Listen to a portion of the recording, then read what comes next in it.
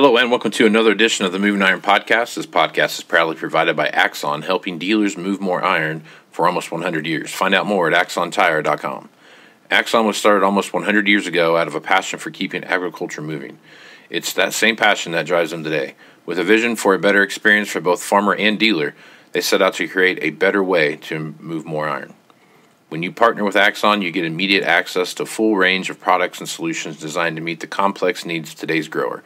Axon carries all major brands and sizes of tires, wheels, and tracks. From custom colors and sizes to fully customized wheels, you can have the solution for virtually any problem today's farmer is trying to solve. To find more or become an Axon dealer, please visit axontire.com. This podcast is also brought to you by Valley Transportation. Valley Transportation has been hauling ag and construction equipment across the country for the past 33 years. Call Parker at 800-657-4910 or go to valleytransinc.com for all your trucking needs. At Valley Transportation, our goal is to help you reach yours. This podcast is also brought to you by Ag Direct. No matter how you buy your ag equipment, from a dealer, auction, or a private party, Ag Direct can help you finance it. You can even apply online at agdirect.com. Learn more about your financing options at agdirect.com.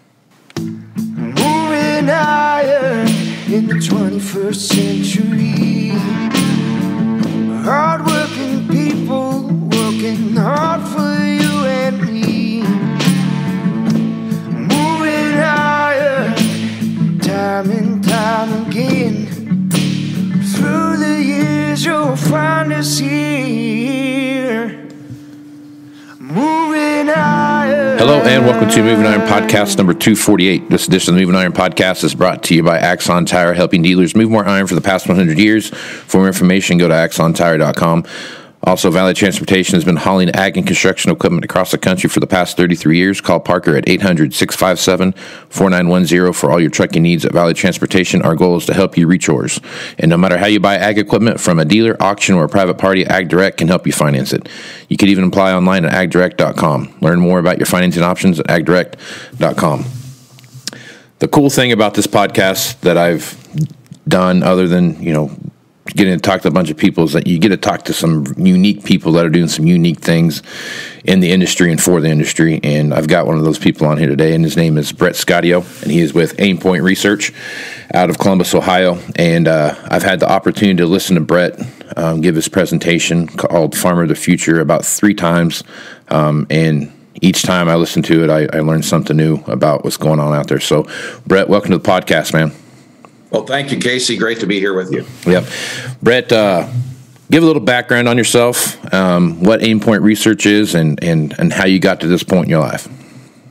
Yeah, I found my way into agriculture through a little different route than many. I was an Army intelligence officer. Okay. And spent a lot of time in some unique roles across the Army and in the intel world, and wanted to come out and continue to provide insights to leaders. And so I decided to build a company called Aimpoint Research, and found a fast home in agriculture for a couple reasons. One, agriculture is foundational to our national security, food security being a critical part of our strength as a nation. Our ability to project American food power is important and one of the most stabilizing forces on the planet. And so I wanted to be part of that cause. And the second part is I found quickly that, boy, the people of agriculture sure are amazing, and they share a lot of the value systems that we had in the Army. So it became a fast home, and we've spent the last 22 years working in agriculture, working with leaders, using some of the best practices that I grew up with in the Army and the intel world, and kind of applying strategic intelligence to our clients' view of the future and helping them refine their plans and strategies to be more effective. So that's what brings me here today. Right on. Okay. Well, let's talk about the Farmer of the Future research that you've done, and kind of what made you go down that path versus, some of the other paths where you might be looking more at, what's the consumer want to buy, and how are we going to get the consumer more involved in the, what's going on the farm, those kind of things. So this journey really started back in 2018, and it was our observation at that point that nobody really had a very well crystallized view of what the future state would be in agriculture 10 or 20 years over the horizon. They had their strategic plans, which maybe looked a couple years out, but nobody really had invested in doing the research necessary to understand all the dynamics that would happen over 20 years, which is admittedly a long way over the horizon, but there are some important developments that we felt weren't being considered in strategy in general. In the Army, you have this notion of a close battle and a deep battle. Close battle is what you're engaged in right now. You have to win that, of course, but you don't have the luxury of not thinking, even in the midst of that close battle, about what's coming next. It could be far worse than what you're dealing with. So you had to train, you had to prepare, you had to plan at all times for the future scenario, not just the current one. And so we decided to try to take this on, and we brought a collaboration of our key clients together to do the research necessary to answer a really big question. Who are the farmers of the future, and what will they require of all of us, of our institutions across agriculture? And it had a number of different elements in it, a psychographic segmentation, which is a really fancy word for using math to figure out how farmers view the world differently, how they make different decisions, how they ultimately will navigate through the change of the future. So that was a big part of it. And then we did a series of wargaming activities, which is also a tool from the Army, where you kind of develop the dynamics that will formulate the future state of agriculture. And so it's both testing the action and reaction of pieces and parts of the agri-food value chain in that future state scenario, and also identifying the key dynamics, the blind spots, the opportunities that will emerge over the next 20 years. So the study was aimed at trying to clarify a 2040 future state in order to kind of give some clarity to our clients about what they could expect and where they need to focus and use their resources to optimally impact their customers, which are typically farmers, and to be prepared for what the future will bring. Yep. So I talk about a lot on here. We're kind of at a generational crossroads, and if you look what's happening now, you've got grandpa and dad and mom and grandma and all them are starting to kind of factor out a little bit of the farm, pass the reins on to the next generation. And the thing that I talk about a lot here is, the technological advances between grandpa and dad, and that what that looks like is nothing like it is today. I mean, it's a whole another deal. So as you take a look at these and your research and what you're looking at, what are some of the differences that you're seeing generationally with this, 25 to 40-year-old, 45-year-old that's taken over the operation? What are some of the differences that you're seeing, and how's technology playing into that? Yeah, I mean, certainly the expectations on the farmers have changed. The tool set has changed. The requirements have changed. So we really are in this dynamic period. And I hear a lot, well, agriculture's always been changing. But as we look at it, we really believe we're in the early innings of the fourth agricultural revolution, which is a revolution driven by technology and data and connectivity and genetics, these amazing tools that are coming together to really change the nature of agriculture itself. And what we know is that demographics tends to be a little bit misleading in understanding farmers. There's so much emphasis on big farmers or small, versus small, or younger farmers versus old. And what we found as we did our psychographic segmentation is that really it's mindsets that seem to drive who's successful and who's ultimately going to struggle within agriculture. There are 5 segments that we identified, and then I'll come back to the young generation here in a minute. But 20%, about a fifth of the farmers and ranchers out there today, are what we call independent elites. These farmers that are really successful at the top of the game, tend to be innovators, very empowered, long-range thinkers, focus on the business of agriculture, and tend to feel very empowered to navigate through whatever challenges may come. And they've found great success and continue to find great success even in ups and downs that all farmers experience. Another 21% enterprising business builders, very entrepreneurial farmers. And I think a lot of the younger folks coming into ag have that entrepreneurial mindset, and they want to embrace new things. These enterprising business builders are not enamored with how ag was done in the past, really looking for shaking up the model, earlier adopters of new technology, looking for ROI, very much business focused, empowered, financially in a good position. These are the farmers that are changing the game and moving faster and leaning forward on new management practices and new technologies.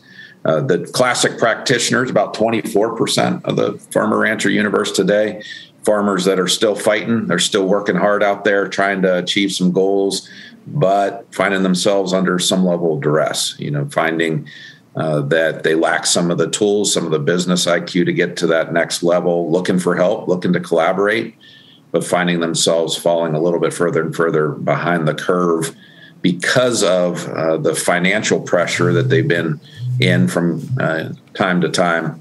That has made them a little more risk adverse, a little less willing to adopt new technology, a little slower to pull the trigger on change, and that's hurting their competitiveness.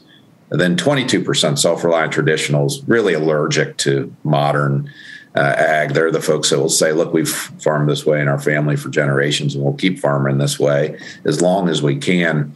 Very fiscally conservative, not at all accepting of a lot of the new tools, and really just running the play they know to run and that they've perfected over the years. The industry's kind of changing around them, though, and they're going to lose that competitiveness faster and faster over time. And finally, the leveraged lifestylers, about 14%. These are folks that really love farming, but lack the real business insights it takes to be successful. So they tend to make some mistakes. They tend to get over on a limb financially. And when times are good, they do well. When times aren't so good, they struggle very, very intensely. So these are folks that are consolidating the fastest. And in every group, there are old farmers and young farmers and big farmers and small farmers. What we know is that, the independent elites and the enterprising business builders will tend to navigate better the dynamics of the future and will find a way to be successful where the others will struggle more and more. So back to the generational question, what we know is that farmers have psychographics, not farms. And sometimes that generational turnover is exactly what a farm needs. When you bring that young person back into the farming operation with a little more tech savvy attitude, a little more open to that change, those are the folks that are coming back a lot of times to ag. And so they are willing and able to transition faster to what a farm will need in order to compete in the future. But that's not everyone. There are some young farmers out there that very much mimic some of these other personality types because of how they grew up or because of how they view the industry, where they're not as welcoming to the change. The bottom line in all of this is that the mindset of that farmer is a huge indicator into how successful a farming operation will be as we move forward to that 2040 time horizon. A lot of change is coming that has to be embraced. Yep. Yeah, and that's it's funny how you broke those out into those 5 different things. So I can go through my entire customer list and start stacking people into that group. And you're right. There's age doesn't seem to matter when you start looking at that. There's some folks I work with that are in their really close to retirement that I would lump into that. They're the second group there that you talked about. That were really embracing technology, really looking at things moving forward. And I've got guys that went to college and they're back at the farm and they would still use mower plows if they were available to be to do. So it's one of those things where it is so much driven by exactly what you're talking about there. It's just what their vision, they can see the future a little bit, and they can in their ability to adapt to the business transaction that are going on around them. And it's a very neat thing to watch happen. Yeah, and it's very difficult to change your mentality towards the industry or your operation. And so, I'm often asked, hey, can people change their psychographics? It's hard to do, but what you can do is recognize, your psychographics playing out in your operation, and bring in those folks, young or old or whoever they are, to help you round out your vision for your farming operation. I'll tell you, we were interviewing the other day. We had an older farmer.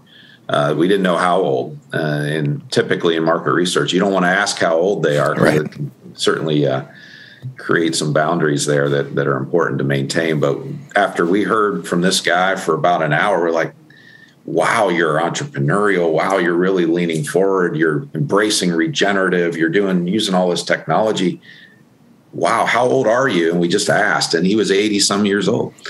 So it's really, really misleading. And that's one of our key messages to our clients is don't rely on demographics to tell you who's going to make it and who's not, or who's going to be more successful or not.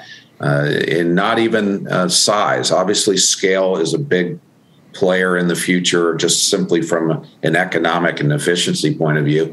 But there are some large farms out there run by leverage lifestylers that are failing fast. And there are some mid and small size farms that are run by these entrepreneurs that are very much embracing the change, and they are growing like rockets. So we got to get out of that demographic mindset. We need to start understanding the psychographics of a farmer and how they run their farm will make a huge difference in the future. Yep. All right. So I've listened to your presentation about 3 different times. And one thing that I hear in there a lot, and it's an interesting concept for me, is that you've talked about, the current commodity market and the way we look at it now, that there's going to be more, based on your wargaming stuff that you're doing, conversation that you've had and those kind of things, that there's going to be more direct contracts from like the General Millses of the world, those kind of things, directly to an end user farmer and say, hey, we'll pay you X if you do this, but you have to do it exactly this way. And then kind of looking at the current commodity market, that it's kind of the, in the future, it might be the choice of last resort type of thing, more of an auction-based type mentality going into that. Talk about that a little bit and some of your research that you see there. Yeah, so a big part of this Farmer of the Future look into the future was doing a number of war games. And we do a lot of war gaming for our clients or for groups of our clients. But every year in November, we come together in Nashville with industry leaders from across the agri-food value chain. And we do these future state scenario war games where we really flesh out not only the key dynamics that are driving the change, but how will organizations and farmers and all the different links in the chain react to those dynamics over time? And we find that one of the more pronounced dynamics is just this need for supply chains to differentiate. So much of this is driven by consumers. And I know we'll talk more about consumers here in a minute, but the consumers are demanding more and more of agri-food. And the way in which the food companies, the retailers, the CPG, consumer packaged good companies are connecting with consumers are on these shared values and trying to meet the consumer where they want to be met. In order to do that, in order to deliver on those promises, which largely come through in claims like all natural, non-GMO, organic, all these things that in agriculture, we understand that it's important. We don't always understand why people are so enamored by these things that they maybe and likely don't fully understand. But the simple fact is supply chains are trying to build that trusting relationship with the consumer, and differentiating is a major part of how they gain that share of wallet.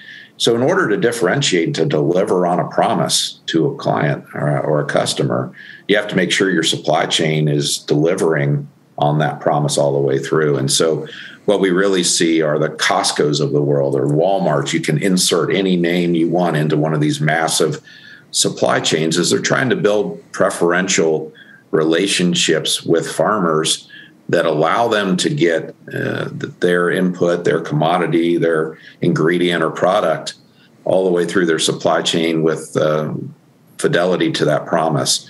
And so what that's going to do over time is really become the markets that are most preferred in the relationships that are most preferred and affect the general commodity markets, which will largely become markets of last resort. Now, obviously, there's grain and corn and soybeans and things like that are feedstocks and others. But even in the feedstock arena, those supply chains are looking to differentiate their herds that become animal protein. So this is going to affect everybody in varying proportions, but long term, the general commodity market is indeed a market of last resort, and we can go any direction you want, Casey. But there's a lot of change coming for soybeans, a lot of change coming for corn, especially, and so even the big row crops that we can't even probably fathom whatever want to differentiate in the way that I'm describing, we see that differentiation happening over the next 2 decades. Yep. All right. So let's talk about those key crops there: corn, soybeans, those kind of big cash crops that are out there right now. The soybean crush rates are through the roof. Biodiesel is a big deal now. It's the ethanol of the 2020s, type of thing. That's a big differentiator out there that you see coming down the line. But kind of back to your point with the consumer, more and more consumers are really wanting to understand what they're eating, where their food's coming from, how it was produced, where it's produced, who produced it. I want to be able to go research, ABC Farms and see how they raise their cows and all this kind of stuff. That's right. How are you seeing that interaction with, you talk to a lot of guys on the farm and you go out and talk to them and they're like, no one's going to tell me how to grow my corn, type of thing. You get some of that. And then you got some that'll be like, hey, if you're going to pay me, I'll do whatever you want me to do, So there's that hard line between those two camps. And where do you see that hard line at in those 5 distinct groups that you put out there?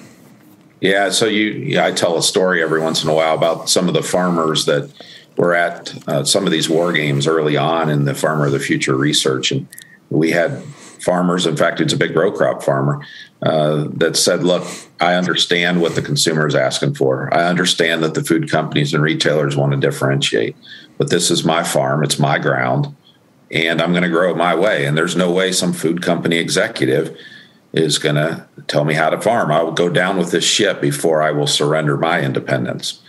And all the research says that he's absolutely right. He's going to go down with the ship because that is not how this will work in the future, that we are an integrated agriculture and food chain, and the consumer is expecting a lot more from us as we move forward.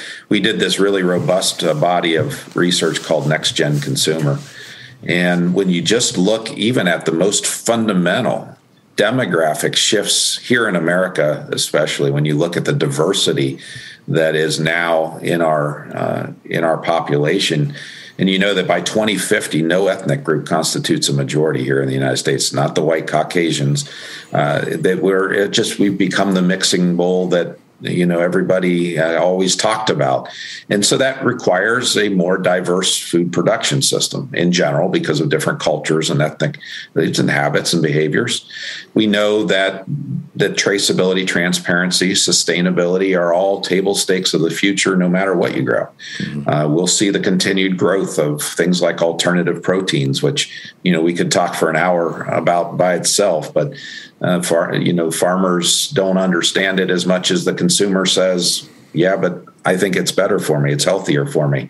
And so we're going to see some, pressure on animal agriculture here in the United States, continue to be global markets for it, but alternative proteins will continue to rise. The consumer wants less processed food. They want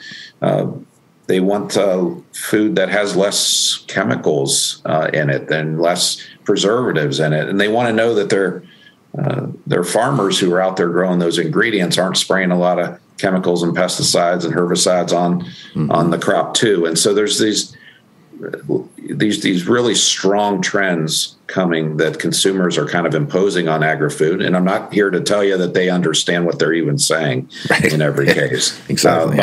But they do feel very strongly about what they believe. And the food companies and retailers, they're not trying to educate a consumer. They're trying to just meet that consumer demand. And so this is going to continue to shift. And those farmers that are leaning forward, we just did an update to the original Farmer of the Future study. And it shows really clearly that the farmers, especially those enterprising business builders and independent elites, those successful entrepreneurial farmers are leaning forward on sustainable practices and regenerative practices, are leaning forward on reducing chemical use and using technology to help become more precise there, moving more towards organic and these preferential relationships with the end users. They're also using technology to be able to accomplish all these things using data and connectivity and gaining efficiency. They're leaning forward and they feel like they can make more money doing it, not less, more. And it is pretty clear that they're doing that. And that's what these supply chains are looking for. And then there are other farmers that say, I can't afford all of that stuff. I can't afford to make those changes and those pivots. I'm not sure I would be successful, and therefore I'm going to stay running the play that I know the best. And they're going to find themselves further and further out of step with what the end consumer wants, and therefore the supply chains. And so it's really easy to see that farmer rancher universe kind of stretching out as some get further and further ahead of others as we lean into this future state. Yep. So you bring up a good point there, and you talked about it earlier in the interview here, where you're talking about the fourth boom in agriculture coming, and I've talked about that a few times on here. Where moving forward right now, there's not going to be like technology for farm right now. It's pretty readily available. I mean, seed, chemical, fertilizer technology, all that stuff is, you can buy it by the train load or by the sack full. I mean, whatever you want to do, however you make that work. You start looking at equipment technology, it's pretty relevant across the board. It's pretty even. But as some of this information starts to kind of come together, when you're looking at documentation, those kind of things, See and Spray with John Deere, for example, is a great example of that, where you're spraying a specific amount of chemical on a specific area and not broadcast spraying across the spectrum. You start looking at those kind of things. Some of that technology, back to your point, is some people, just because of scale, will not be able to be competitive. And I've used the example of, by the time See and Spray technology gets to Gen 4 level and you're just not getting to Gen 1, you're really going to be behind the eight ball because of what it costs for you to go out and operate now. What's your research showing there on that side of the, especially on the equipment side, technology side of the business? Yeah, you're right in what you're saying. I mean, what we know is that this traceability, transparency, and sustainability is absolute table stakes in every commodity by 2040. And what that translates to, we just came out of our November war game not long ago in Nashville, just right before Thanksgiving in 2021. And one of the major thematics there was the digitization and data, these connected ecosystems that ultimately allow data to flow from the input providers through the farm all the way to that end user. And that whether or not a consumer chooses to seek out that information must be there. And you just can't farm using the old technology and old methods and have that connectivity and that data flow that's going to be required. There are a lot of companies out there that are contending to kind of standardize that data connectivity and the data standardization that will be required in order to communicate from left to right across the chain. There's a lot of folks in that space working on it. And while we can't tell you today who's going to ultimately win that battle, what we can tell you is that battle will be won, and that there is going to be a requirement on all farmers to be able to trace at that level down to the plant, not down to the row, not down to the field, but down to the plant. Everything that went in and out of that crop in order to bring it to market will be absolutely required in the future. And you're just not going to be able to do it without that more sophisticated technology. I think when I was at your last conference, Casey, I think I heard that 70% of the equipment out there is capable of moving that data, and only getting better and better. But what we know from our most recent research is that a lot of farmers aren't really using it. Even if they're collecting it, they're not really using it. They don't necessarily always know how to translate it. Pretty reliant on agronomists, kind of conventional advisors to still help them do it.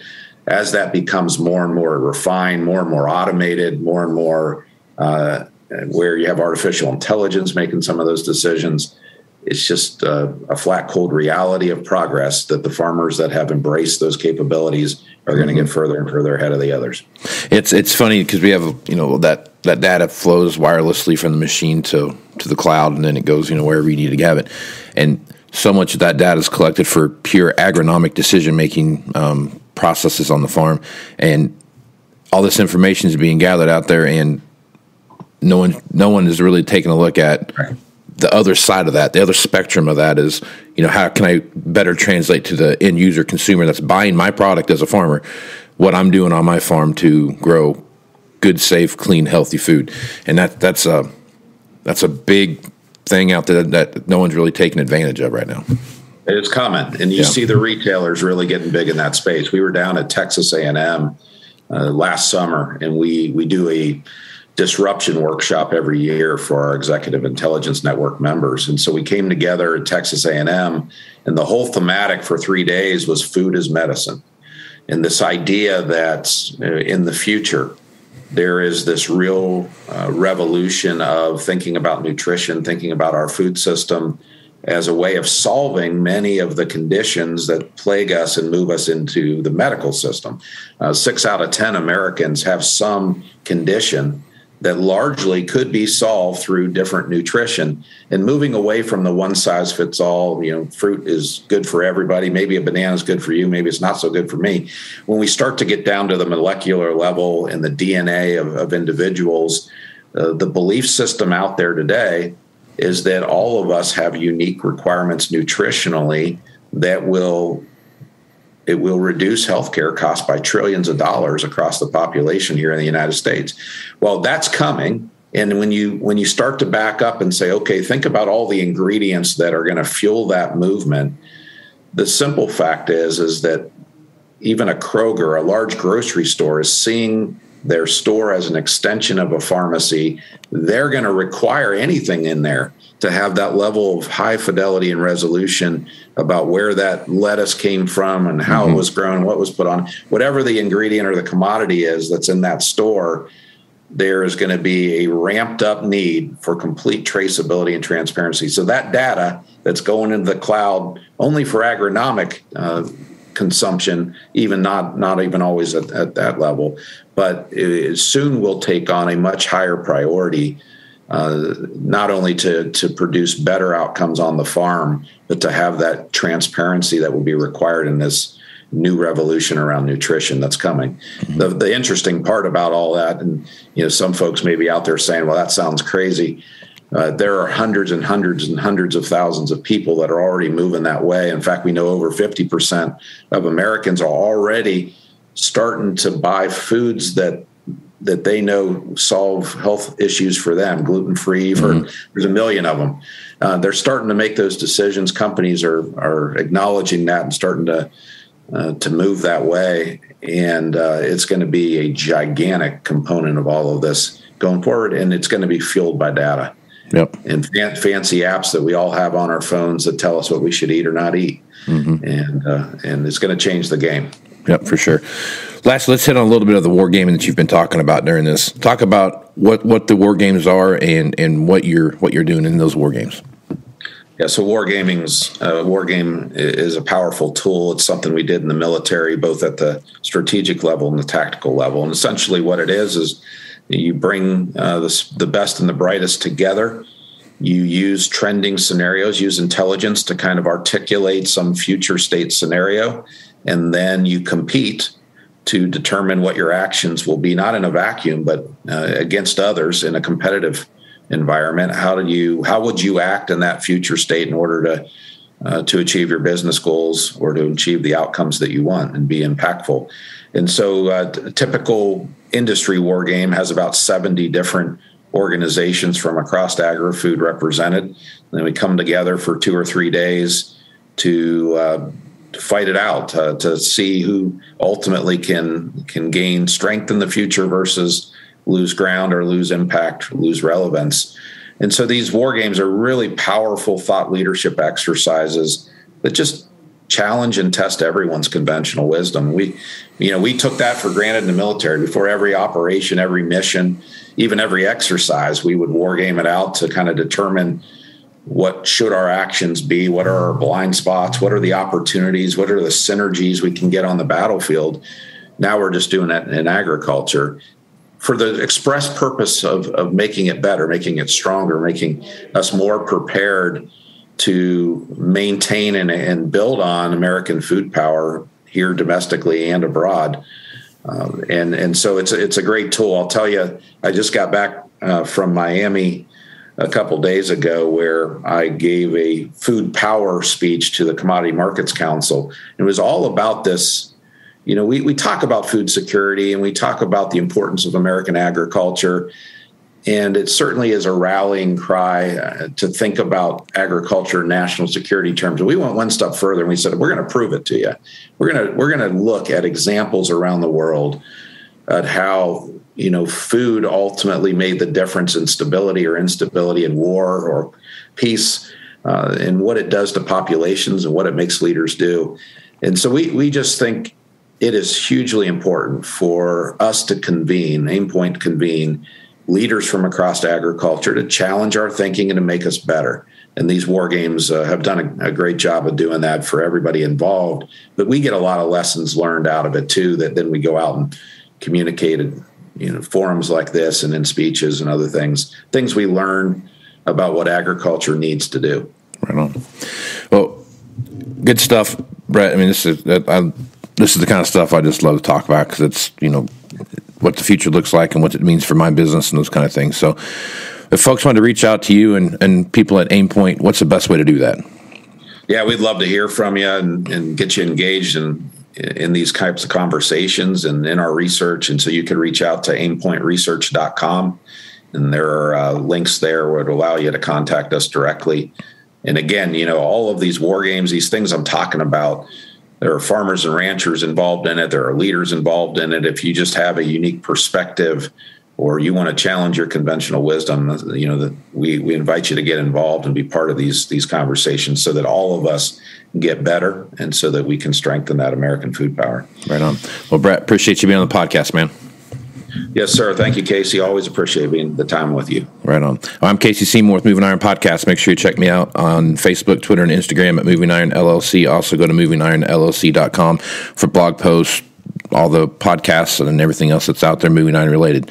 So with that, I'm Casey Seymour with Brett Sciotto. Let's go with some iron, folks. Out. You want to have a meaningful competitive advantage to help sell more equipment. Whether you represent the sales, parts, or management department of an implement dealership, there's a surprising amount of complexity when it comes to tire, wheel, and track technology. Let Axon worry about that so you can get back to supporting your customers. Axon has leveraged years of experience to create a streamlined process that gives you a proven path to help today's grower and sell more equipment. The roots of their organization go back almost 100 years to the invention of the rubber tractor tire. Supporting agriculture is the number one driver of Axon from product development through sales and service. To find more or become an Axon dealer, head over to axontire.com. Valley Transportation has been hauling ag and construction equipment across the country for the past 33 years. Call Parker at 800-657-4910 for all of your trucking needs. At Valley Transportation, our goal is to help you reach yours. And no matter how you buy ag equipment from a dealer, auction, or a private party, AgDirect can help you finance it. You can even apply at agdirect.com. Learn more about your financing options at agdirect.com.